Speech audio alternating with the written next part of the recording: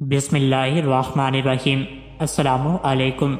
حضرت آمنہ والدہ حضرت صلی اللہ علیہ وسلم نے خواب میں دیکھا کہ ایک کہنے والا ان سے کہتا ہے، تم مخلوقات کے سردار اور تمام عالم کے بہترین شخص کے ساتھ حاملہ ہوئے، پس جب وہ سردار دو عالم پیدا ہو تو ان کا نام محمد صلی اللہ علیہ وسلم رکھنا اور ان کے گلے میں یہ تعویذ لٹکا دینا۔ حضرت آمنہ رضی اللہ عنہا فرماتی ہیں،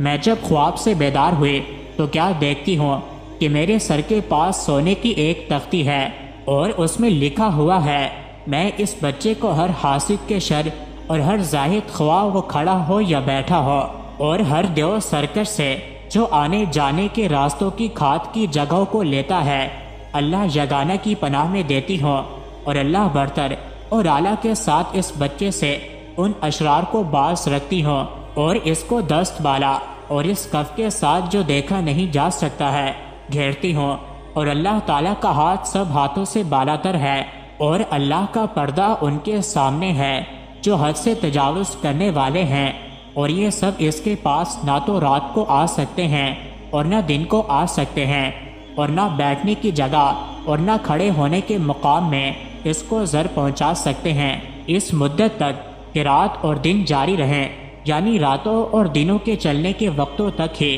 اس کو نقصان نہیں پہنچا سکتے ہیں۔ اور حضرت آمنہ رضی اللہ عنہا فرماتی ہیں، حضرت صلی اللہ علیہ وسلم کی ولادت کے وقت میں ایک آواز دینے والے کو سنتی تھی کہ وہ کہتا تھا کہ محمد صلی اللہ علیہ وسلم کو تمام زمینوں اور انبیاء کی پیدائش کے مقامات میں پھراؤ اور ہر جاندار پر پیش کراؤ، خواہ وہ انسانوں سے ہو یا جنوں اور فرشتوں اور پرندوں اور وحشی جانوروں سے ہو۔ اور حضرت آدم علیہ السلام کا خلق و شیش کی معرفت و شجاعت ہے، نوح و دوستی، ابراہیم و زبان اسماعیل و رضائے، اسحاق و فصاحت، صالح و حکمت، لوط و بشارت، یعقوب و جمالی، یوسف و سختی، موسیٰ و صبری، ایوب و طاعتی، یونس و جہاد، یوشع و آوازی، داؤد و محبتی، دانیال و وقار، الیاس و عصمتی، یحییٰ و زہد، عیسیٰ ان کو عطا کرو، اور انبیاء علیہ الصلاۃ کے تمام اخلاق میں ان کو غوطہ دو۔ مزید ایسی ہی ویڈیوز کے لیے چینل کو ضرور سبسکرائب کریں۔